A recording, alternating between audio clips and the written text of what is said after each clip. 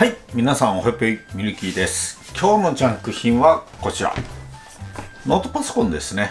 S オニーのバイオっていうノートパソコンなんですけども、通電せずということでね、入手してきました。前回ノートパソコン修理やったんですけども、ジャンク先っぽくなってしまったんで、リベンジっていう形ですかね。Core i7 の6世代。6700HQ っていうモデルですね。HQ なんでかなり性能がいいやつですね。で、外装はね、ちょっと結構傷ありますね。中も傷あります。まあこんな感じなんですけど、バッテリー外してる理由はね、バッテリーはめるとここら辺熱くなっちゃうそうです。じゃあ通電してんじゃんってちょっと思ったんですけどね。はい。まあちょっとバッテリーはめてみましょうか。バッテリーはめて通電確認。電源も入れて、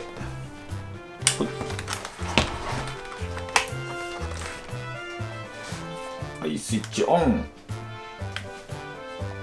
ランプつかないね。全然つきません。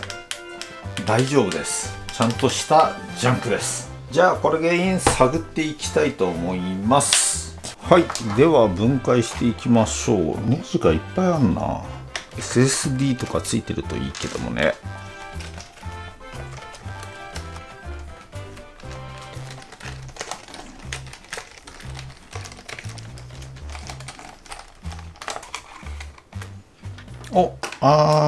SSD は入ってないな。マウンターだけついてるパターンですね。残念。メモリは2段刺さってんな。4ギガ2枚かな。8ギガが詰まってるって。このネジも取んないとダメかな。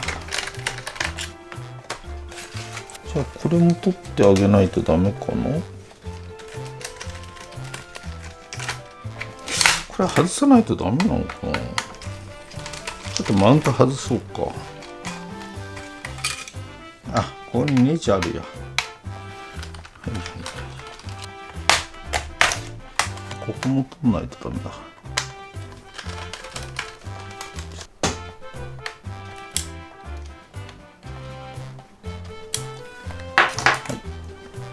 はい、取れました。ちょっと一回 CMOS クリアしましょうか。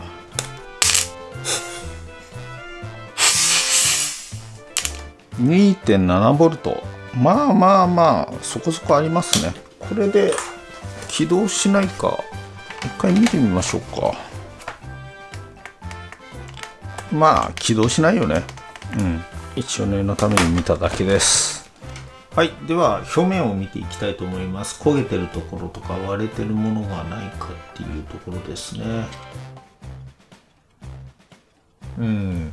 電源多分こっち側ですよね。電源生成してんのって。ここは特に問題ないですね。パッと見は。ショートしてないかね。確認をしてみたいと思います。グラウンドに来てないか。電源。ここら辺は、大丈夫そうですね。ここなんだろう。これ CPU かな。かもしれないですね。3.6。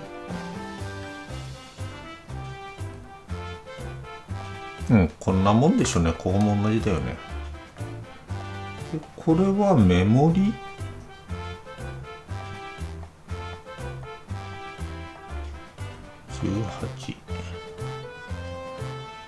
18。これがメモリかもね。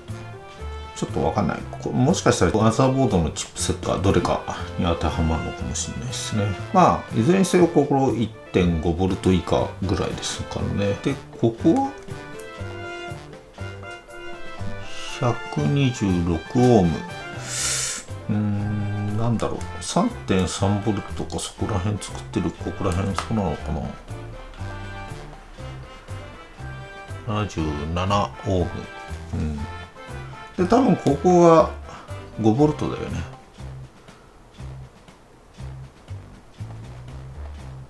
2メガ1メガ、まあ同通してないですね。ここも大丈夫ですね。はい。多分ここ 5V。特にショートはしてなさそうなので、いきなりこの 19V がねここに入ってるっていうことはなさそうです。ちょっと安心しましたね。はい、では電圧確認していきたいと思います。はい、じゃあスイッチ入れます。まずここですね。あ、電源切っあれ19V は来てね、ちゃんと電源アダプターは問題ないですね。だけどもここに来て、あ、これあれからバッテリーが入ってないと起動しないやつなのかもしれないですね。ちょっとバッテリー入れたいと思います。はい、じゃあバッテリーつなげたんで確認していきたいと思います。まずここから13V、来てますね。で、ここは来てないな。ここは並列だろうから来てないんでしょうね。ここも来てない。ここはここもダメなんだ。ここもダメだね。ここもダメなんだ。そういうこと？ちょっと一回外します。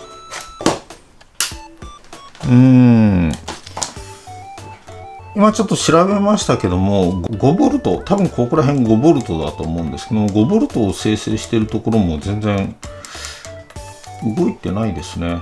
で、電源コントローラー、ここは働いてるんで、ここ 13V 出てるんで、そうすると、この 5V を作ってる電源コントローラーが怪しいというところですかね。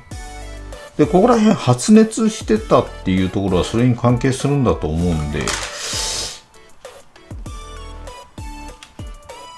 あ、ほんのりあったかいかな。